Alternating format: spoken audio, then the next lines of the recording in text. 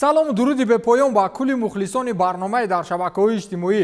Фирдавси Хурсанд топ хабарҳои варзиширо мегӯяд. Сар мекунем.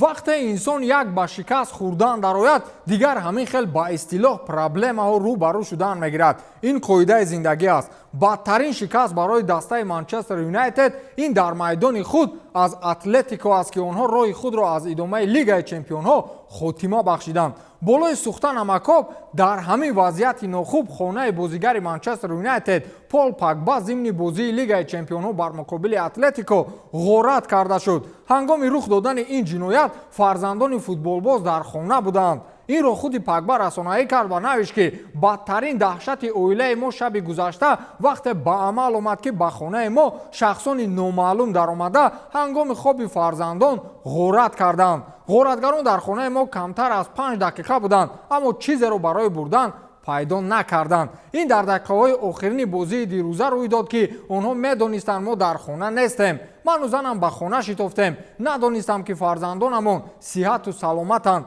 ҳамчун падар дар ин дунё эҳсоси бадтар аз оне нест ки натавонистанд дар он ҷо барои ҳифзи фарзандони худ бошад ва ман самимона умедворам ки ҳеҷ кас набояд он чизеро ки шаби гузашта эҳсос кардам эҳсос кунад. аз ин рӯ ман мехоҳам ба онҳое ки ба мо кӯмак мекунанд мукофот пешниҳод намоям, гуфтааст Погба. албатта даромадани ғоратгарон ба хонаву ҳаёти фарзандон зери хатар қарор гирифтан мушкилии ҷиддӣ аст, вале Погба гуфт ки ғоратгарон аз хона чизе наёфтанд. ба ёдам зиндагии худам расид.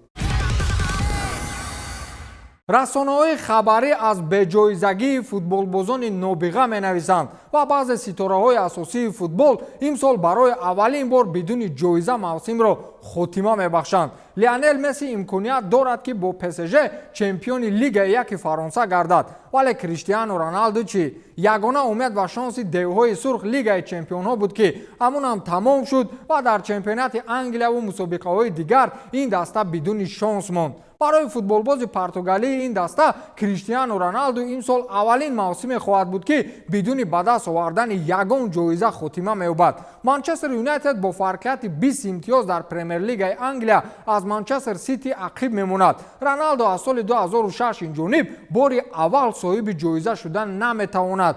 ин ҳамлагар дар мавсимҳои қаблӣ бо дастаҳои собиқи худ Реал Мадрид ва Ювентус давоми 16 мавсим ҳамеша соҳиби ҷоиза мегардид. шумо бовар доред ки Роналду охири сол ҳам ту дасти холӣ мавсимро ҷамъбаст мекунад? дар ҳеҷ ҷо не. ҳатман ҳоло дар рӯйхати гирандаҳои туби тиллоӣ номашро менависанд. ҳеҷ не бо баҳонаи аввалин мавсими беҷоизагӣ ҷоизааш медиҳанд. ҳоло акнун дар шабакаҳои маҷозӣ ва дигар васоити ахбори умма мавзӯи аз ПСЖ рафтани Неймар муҳокима мешавад ва бо сабабҳои то ҳол номаълум раҳбарияти бошгоҳи парижӣ қатъиян роҳҳои ҳар чӣ зудтар аз ин бозигар халосӣ ёфтанро меҷӯяд. бояд гуфт ки дар баробари Барселона барои харидории ин футболбоз дастаҳои англисӣ низ камари ҳиммат бастанд. ба иттилои манбаъ раҳбарияти парижиҳо дигар ба Неймар умед надоранд ва чанд моҳ боз барои ӯ бошгоҳи нав меҷӯянд. вақтҳои охир намояндаҳои дастаи парижӣ бо чанд бошгоҳҳои аврупоӣ ин бозингари бразилиро пешниҳод кардааст. дар феҳристи довталабон на танҳо Барселона, балки дастаи Манчестер Сити низ хоҳиши бастани шартнома бо ситораи бразилиро дорад. Манчестер Сити агарчи дар трансфери Месси муваффақ нашуд, вале барои Неймаре ки барои ПСЖ сирф нодаркор аст шонс дорад. ҳоло худи Неймар ин хабарҳоро шаҳр надодааст, вале оянда хоҳем дид ки тақдири ин футболбоз чӣ мешавад. ҳар ҷое Месси аст ба Неймар ба қавле хӯрок нест. нафаҳмидем ки Неймар сояи Месси набудааст.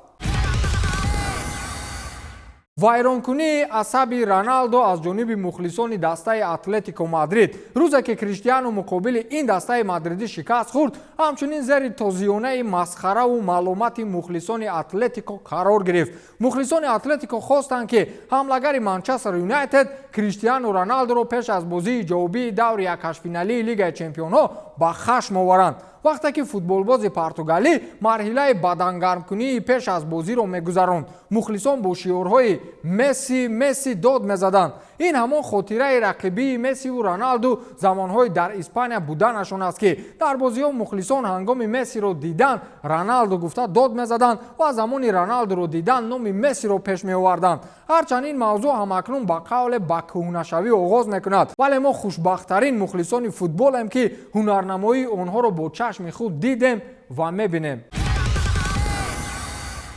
دسته PSG شورت لیستی سرمربی‌های آینده PSG را ترتیب داد و این معنای آن را دارد که فعالیت ماوریسیو پوچتینو آنقدر عمری دراز ندارد. شاید رشته همکاری با دسته پاریژی آخر همین موسم میان پوچتینو و PSG کنده شود. الکوپه خبر می‌دهد PSG نقشه دارد تا سرمربیش را عوض کند. با نوشته نشریه احتمال ترک مربی فعلی پاریژیا ماوریسیو پوچتینو خیلی بلند ارزیابی می‌شود و در شورت لیست مربی‌ها اول اسم زینedین زیدان که فعلا بیکار است نوشته شده است. بعدا اسم مربی‌های مشهور دیگو سیمیونه از اتلتیکو مادرید، ماسیمیلیانو آلگری از یوونتوس، آنتونیو کونته از توتنهام، اریک تن هاگ از آیاکس، کریستوف گالتیه نیتسا، میکل ارتتا از آرسنال، سیمون اینزاگی از اینتر، لیوسین فاور که حالا بیکار و تییاگو موتا از اسپتسیا شامل میباشند. اگر که نشد همون پوچتینو هم در روزهای یگان کس نبودن بد نیست. رزمکاری سبک‌وزن UFC مایکل چندلر در خصوص انتظاری‌ها از محاربه با تونی فرگوسون که سنه 7 مای در دایره رقابت‌های UFC 274 در فینیکس برگزار می‌شود فکرش را بیان کرد. محاربه پرشدت و جالب صورت خواهد گرفت. این امکانیت عالی برای هر دویشان میباشد، چرا که نفر غالب وارد سبقت چمپیونی شده نامزد برای گرفتن کمربند قهرمانی خواهد بود. همچنین در محاربه اساسی UFC 274 چارلز الیویرا و جاستین گیج می جنگند. آیا من برای کمربند می جنگم اگر بر فرگوسون پیروز شوم؟ این رو UFC حل میکند، اما فکر دارم که چنین رقابت منطقاً باید برگزار شود. من خود را در آخر سال 2022 قهرمان UFC میبینم. به هر حال اگر دو سه رقابت شود آرزوی من عملی خواهد شد، اندیشه دارد چندلر. بعد حبیب و کانور رنگ که UFC دیگر معنی ندارد. همین خیلی نه. با همین تمام، تا دیدار خیر.